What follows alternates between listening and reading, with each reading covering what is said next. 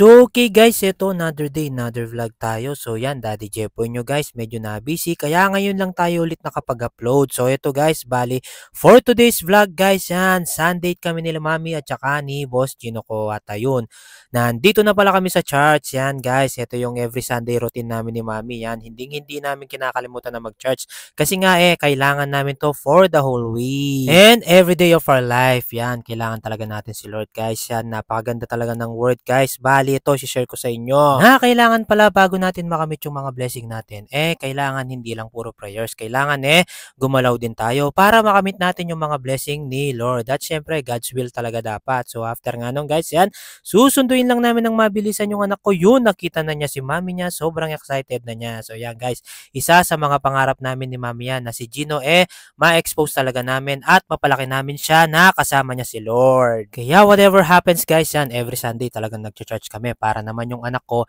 matandaan niya tong mga ginagawa namin ito at ng kanyang makalakhihan ang pag-church. So after nga nung guys, yan, bago kami pupunta sa pupuntahan namin, sabi ko kay mami kailangan ko muna mag-recharge, medyo inaantok ako ng konti at ayun, nag-drive-thru lang kami ng Dunkin Coffee at ayun, sinubuan pa ako ni mami ko. So after nung guys, yan, on the way na kami, syempre dito lang naman sa mall sa SM Pampanga kasi nga may titignan lang kami ni mami ko at ayun, grabe talaga guys, sobrang dami ng tao ngayon kasi nga Sunday family day at ayan ako, we are enjoying the moment. Yan, napakasarap lang talaga sa feeling guys. Yan, ang dami nating time sa ating family, lalong lalo na yan sa magina ko at ayun, di ba?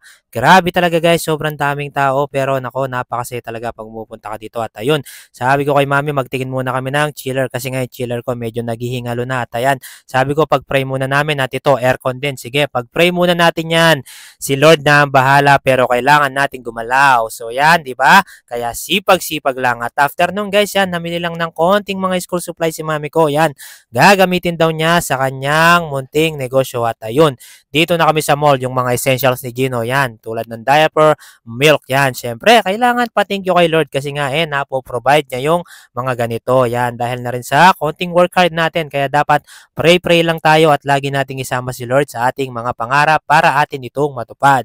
So after nun guys, yan, bumili lang kami ng takoyaki pala, yan, yung nanay ko nag-crave. So yan, di ba? Syempre, tuloy-tuloy lang tayo dito. Grabe yan, guys, di ba? Mapapa-thank you Lord ka na lang talaga sa mga simple happenings sa iyong buhay. At ayun, tapos na pala kaming mamili at kinarga na ni Daddy Jepo nyo. So after nga nung guys, eto na, pupunta naman kami doon sa aming napagkasunduang pagkakainan ni Mami. So bali, ito pala yung pagkakainan namin guys, yan, napagkasunduan namin na mag-pizza na lang dito sa Angel's Pizza. Yan, along the way naman at ayun, grabe, ang dami ding tao guys kasi nga saktong oras na naman ng pagkain ng mga tao at yun, family day at ayan, yung anak ko, enjoying niya yung food at ayun na yung pizza, dumating na siya guys. Yan, grabe, napakasarap niyan. At galit-galit muna kami ni mami at ayun, kain-kain muna kami, kain na rin po kayo at ayun, yung anak ko, pinagdudududut na naman niya yung mga chicken yan. Ewan ko, tapos di naman niya nauubos. So after nun yan, guys, enjoying the food lang. Thank you Lord, syempre, kahit papano nakakakain tayo ng mga ganito. And after nga nung guys, antayin nyo lang, nako, may pa-surprise pa si mami ko. Actually, first time ko lang matatakman tong makikita nyo na ito. Ito na guys, konting taste na lang habang pinapakita ko sa inyo kung anong kinakain ng anak ko. Yan, deep lang talaga yung tira niyan, hindi naman chicken. At ito na, boom, nag-order ng Xiaolong Bao si mami ko. Yan, first time ko lang matitikman yan. Sakto yung Angel's Pizza, may katabi siyang parang dimsum din na pinagkakainan at ayun, tinuruan niya ako paano ito kainin. So kailangan muna daw butasin kasi may sabaw ito at kailangan higupin. Yan, parang balut lang pala ito mami. So yan, enjoying the food. Grabe, napakasarap niyan guys. First time ko lang talagang matikman yan. Kaya thank you Lord. At ayun, Daddy Jepo nyo talagang nag-enjoy dyan. Ewan ko lang na kailang piraso ako. Mas marami yung nakain ko kesa kay mami. So after nun guys, ito, refreshment lang tayo ng drinks. Yan, grabe. Thank you po talaga Lord. So yun lamang guys, maraming salamat. Siyempre, bye-bye, finger heart kayo sa amin and God bless you po.